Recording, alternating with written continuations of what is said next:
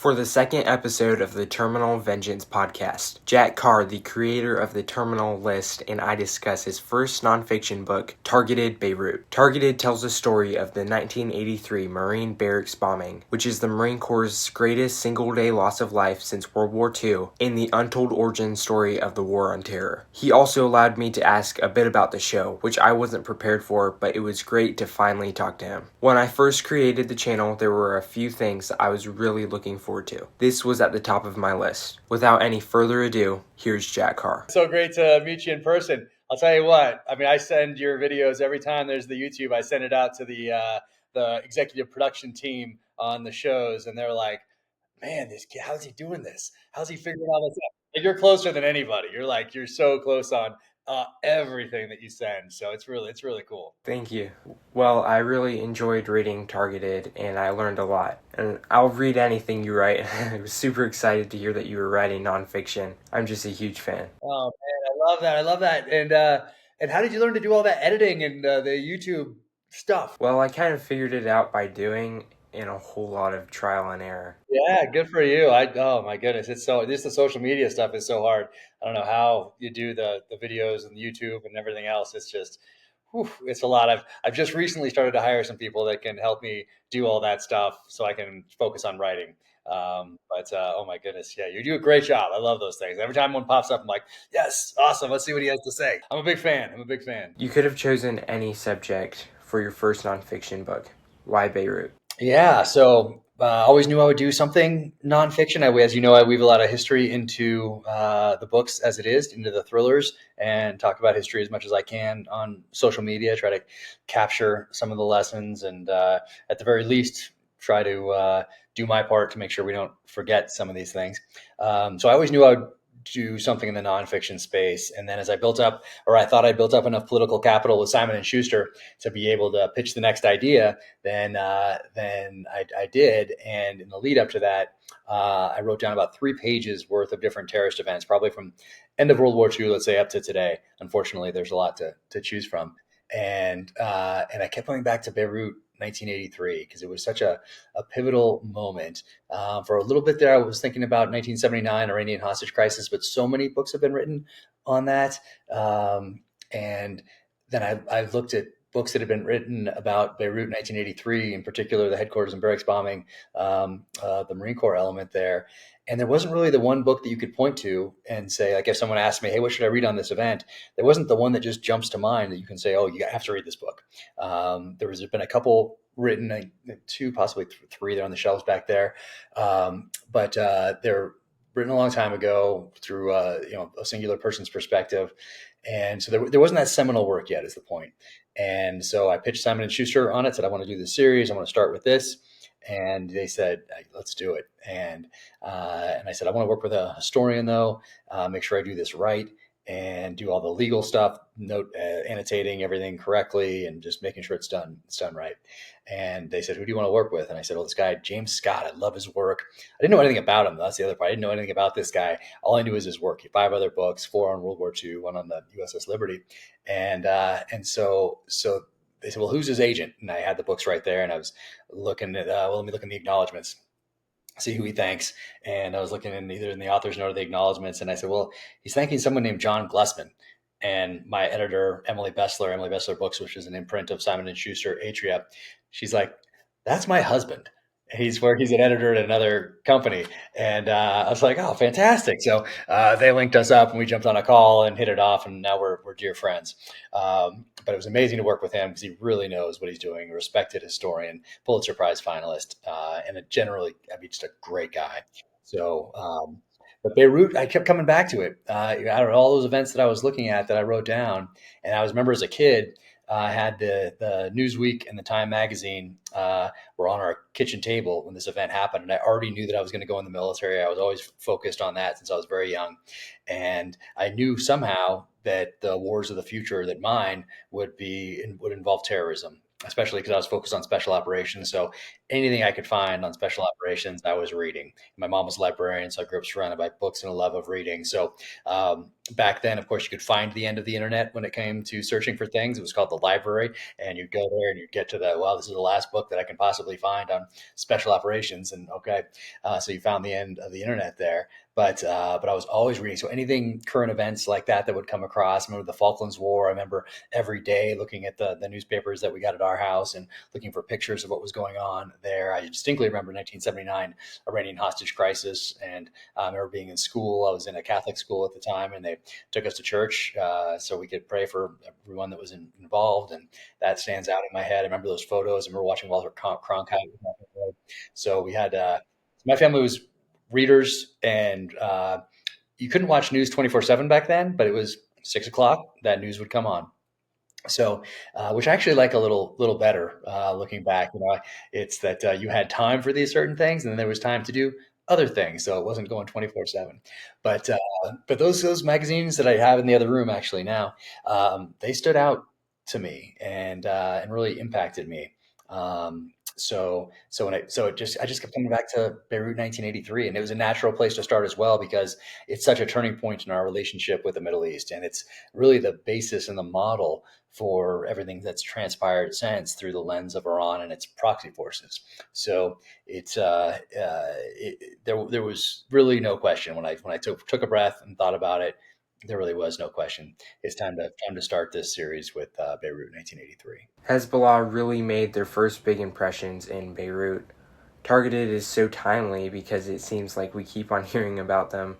Yeah, pretty much. The group that would become what we know as Hezbollah today was the group responsible for this attack. It has the seeds were planted earlier, of course, and watered along the way, but this was one of their first big attacks, and it was the model for, they call them spectacular attacks. I don't like that term, but that's the term that's used for a spectacular terrorist attack that's going to garner essentially the world media, capture the headlines, and they've thought out ahead of time, typically, what the end result of that will be. So they've worked back. So the end result, we want, let's say, the U.S. to leave country X. How do we do that? Now we'll plan the mission, which is a little different than what we did in Iraq and Afghanistan over the years. Was we would say, okay, we want to remove someone from the board. Okay, let's go take that person out. Let's do here's the target package. We're waiting for this trigger, whether it's a human source or corroborated by some technical intelligence or something. So we know that at 3 a.m. he's going to be in this building or this house or whatever it's going to be. We're going to go grab him, bring him back to base, turn him over for questioning, and then go out and do it again. But we didn't really think through, like the enemy does, what's the impact? What impact are we just trying to dismantle this organization like a mafia family or something along those lines? What's the end result that we're looking for? And we weren't very good at that at any level over the last 20 years. The enemy's very good at that. So we essentially worked at the opposite way that, let's say, a Hezbollah or Al Qaeda or somebody will typically do when they're planning a quote unquote spectacular type event. But it is interesting how Hezbollah is the ruling party of Lebanon, and there's so many parallels today. And Israel just yesterday or Sunday, a few days ago, went in and they planned and executed an amazing attack in Syria to hit a precision missile factory. I think they hit a bunch of different targets. Their reporting isn't quite clear on exactly what they hit, but it looks like multiple targets, special operations missions, because over the years they've tried bombing this facility and they couldn't get down below, so they could continue building these precision guided munitions there. And so they went in with special operations forces. They bombed it a little bit, softened it up, moved in with special operations forces out of the helos, dropped these guys off to go down, destroy it from the inside, get as much intel as they possibly could. But what was interesting about this one is that they also used drones essentially as a blocking force. So instead of having a big, and this is just these accounts that are just in open source and not corroborated anywhere. So it's like the initial reporting. And they use these drones essentially as a blocking force. So instead of having, let's say, a company of rangers like we would do, blocking the outside while, let's say, a special operations unit goes in and does what they need to do, like inside a target area, they use drones for that. And I haven't seen or heard of that before, so that was pretty interesting to read about just the other day. More information on that is being made public, but it's a Hezbollah precision guided munition factory in Syria. So essentially, an Iranian precision guided munitions factory in Syria, and they also hit a Russian listening post. Russia has a bunch of different kind of listening posts throughout Syria, and I think they hit one of those as well. And they grabbed 2 to 4 Iranian scientists. There's been conflicting reports of how many, but they grabbed two. They got two, at least two people that they can bring back to question or maybe trade for something. So it was an incredible operation. But point being, this is the same Hezbollah that was involved in Beirut 1983. The Marines were not really given a mission, but Colonel Garrity took the fall for it. What was it like talking to him? Yeah, it's really interesting because I got to spend some time with him, have dinner with him, and his family, and I also got to be with him at the 40th anniversary commemoration event. So this huge VFW hall full of people that he served with, their families as well, and the amount of respect that they still have for him was evident. It was clear in that room. It was palpable. So that really stood out to me. The respect that he still has from these guys. And then also, like he knew he was going to get blamed for this as soon as it happened. Like this is the military; it's gonna, no matter what happens under your command, you're responsible whether you have anything to do with it or not. And he was very aware of this. And he was probably someone who was going to be commandant of the Marine Corps at some point. He was that well regarded of an officer. But this, of course, derails that. But the other lesson is that he got up and kept moving forward. He got up and moved on into the world of intelligence and did a bunch of other things. But he didn't sit there and at least from my perspective and what I know, he didn't sit there and kind of just sit and whine about anything. He got up and he kept moving forward, just like a Marine should. Boom, and that really stood out to me as well. I mean, you're at this guy and you're handed essentially an impossible mission, and put in a tactically disadvantageous position, just like our guys were in Afghanistan in August of 2021. A lot of similarity. Uh, but so he's given an impossible mission, put in a tactically disadvantageous position. This happens. He for sure takes the blame. He knows that that's how it's going to go down, and that's the military. And gets up and keeps moving forward. And so there's a lesson there, I think, for everybody. But there are so many parallels. And the difference, though, between Beirut 1983 and August of 2021 in Afghanistan is that someone was held accountable, whether it was the right person or not, Colonel Garrity. No one held accountable for Afghanistan. And in that case, I mean, and well, really, very few people have been held accountable from the end of World War II up to today when it comes to the military and performance. But what also is strikingly similar. So we put these groups tactically disadvantageous positions. You have loss of life. Abbey Gate, of course, we have 13. We have multiple wounded, to say nothing of the people that are dealing with the emotional trauma of that event for the rest of their lives. But same thing in both events. People stood up and ran to the sound of the guns to save as many of their brothers in arms as they could. In Beirut, you have these guys digging through the rubble with their hands, with K-bar knives, maybe a shovel or a crowbar if they can find one. But they ran to the sound of the guns. They didn't know if there was another truck bomb coming. So they're setting security. They're dealing with that. They're trying to save as many people as they can. They're digging through that rubble. They're on the clock. And same thing in Afghanistan. When that bomb went off, people ran to the sound of those guns to save as many people as they possibly could, U.S. service members and innocent civilians as well. So the American service member is the same. It's that same person that's fighting for that man or woman to the right or left, and something happens and they're running to the sound of those guns. So it's interesting the parallels at all the different levels between something that happened very recently and then obviously something that happened over 40 years ago. It seems like the military and politicians wanted to forget about the attack and their failures, and in turn kind of forgot about those that were affected by the attack. No doubt about it. Between April and October, these guys are in combat. And the administration, of course, wants to just talk about them being peacekeepers. And when someone is killed, they have to talk about, well, was it really direct fire or was this indirect fire type of a thing? They kind of felt abandoned by the Marine Corps because it wasn't the raising of a flag on Iwo Jima. It wasn't a glorious day in Marine Corps history. And so I think they recognized that there were and there were very many of them. It wasn't like this was something that impacted a generation like World War II or even in Vietnam on the home front and over in Vietnam. This was a small number of people who were deployed to Beirut during this time period, and they kind of felt like they were forgotten about by the Marine Corps in its aftermath. So I think that affected a lot of these guys. There was no real response by the U.S., even though we talked a very tough game, and by me I mean the administration. We talked a very tough game in the aftermath of this attack, and then we leave Beirut and Lebanon very quietly in early 1984.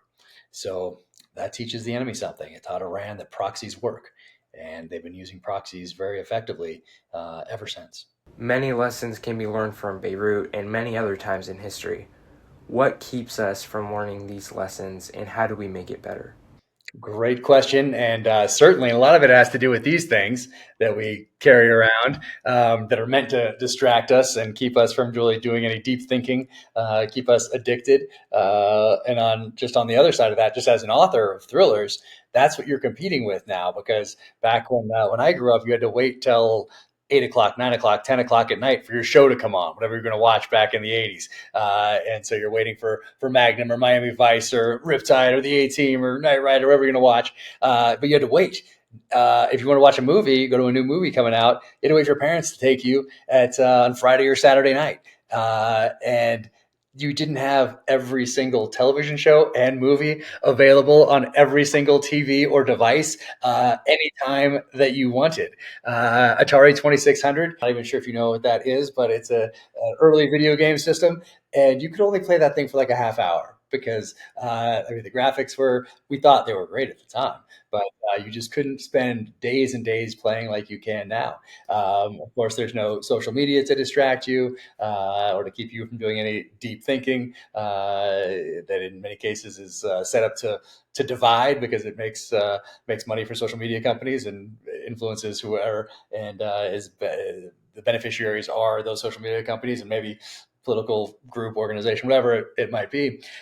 So that's a huge distraction, even just on the thriller side.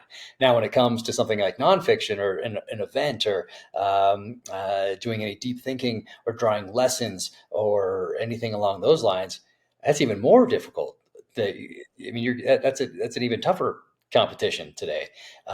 So certainly, I think that there is essentially a dumbing down of the American culture, and you really have to recognize that and decide not to be influenced by these things whose sole purpose is to influence you.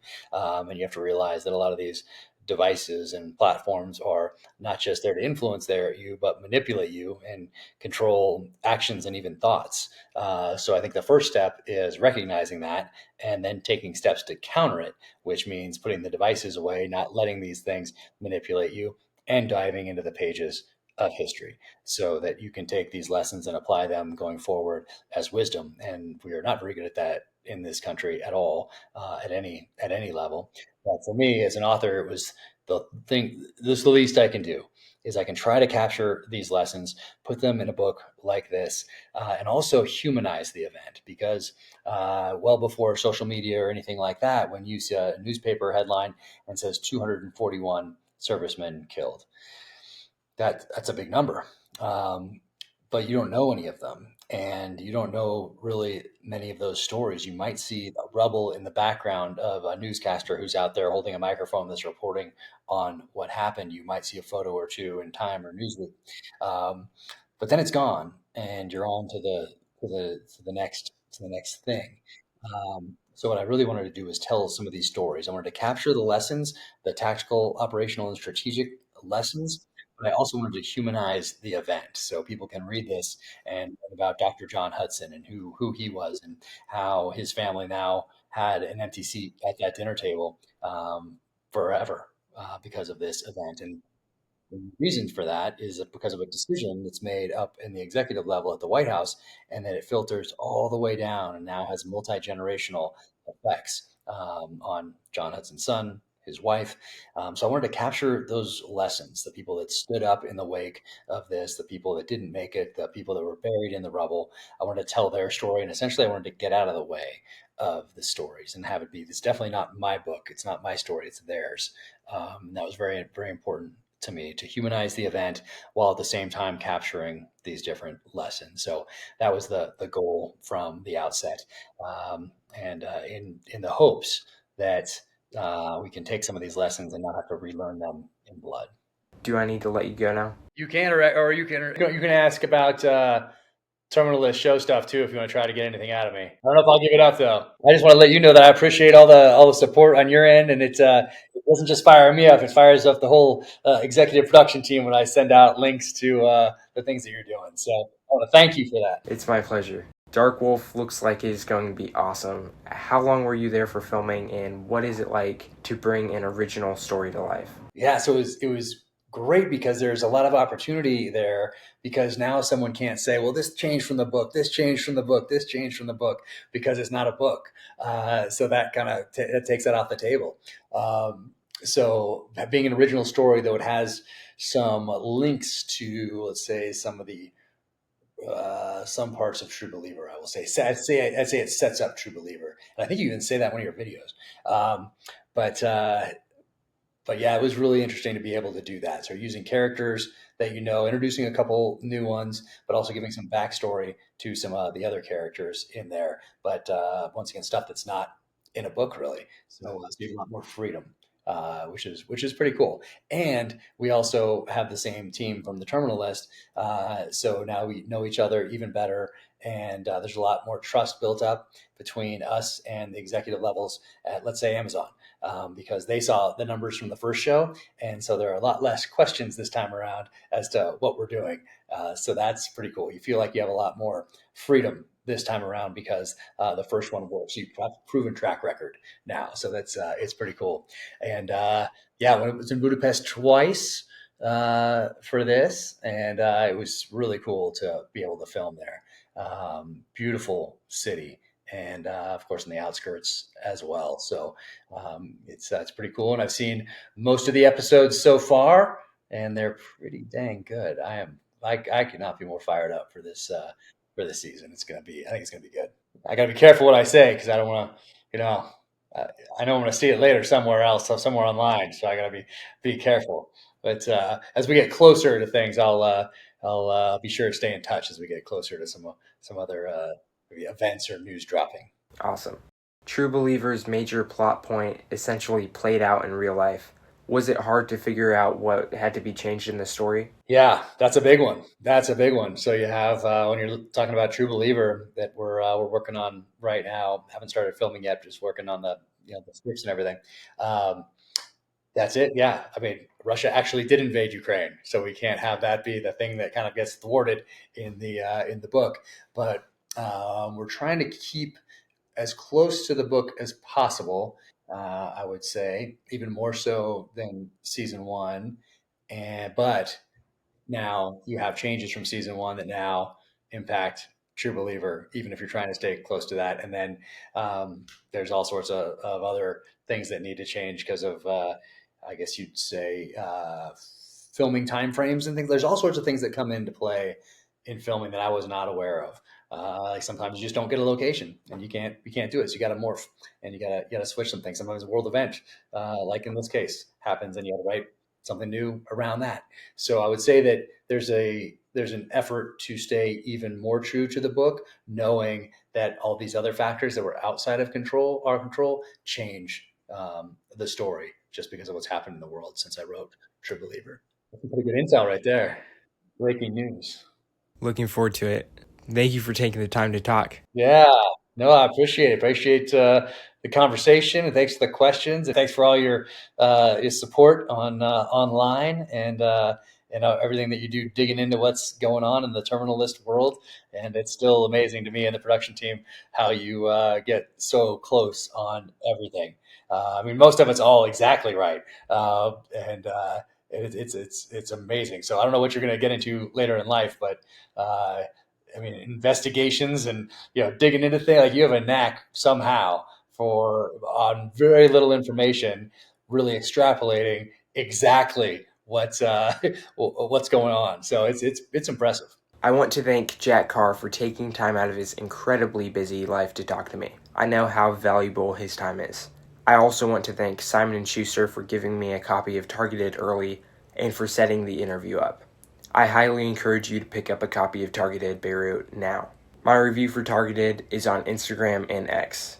I am also giving away a copy on Instagram. If you go over to that post, the details are pretty simple. Please let me know what you'd like me to ask Jack in the future. I'm sure a lot of y'all were probably hoping that I would ask more about the TV shows, but I didn't write any questions about the shows beforehand because I wanted to respect his time promoting Targeted and respect the horrific reality of the attack. I will do a spoiler discussion of Red Sky Mourning and Targeted with some fans soon, so make sure to stay tuned. Thank you so much for listening. I'll see you next time on Terminal Vengeance.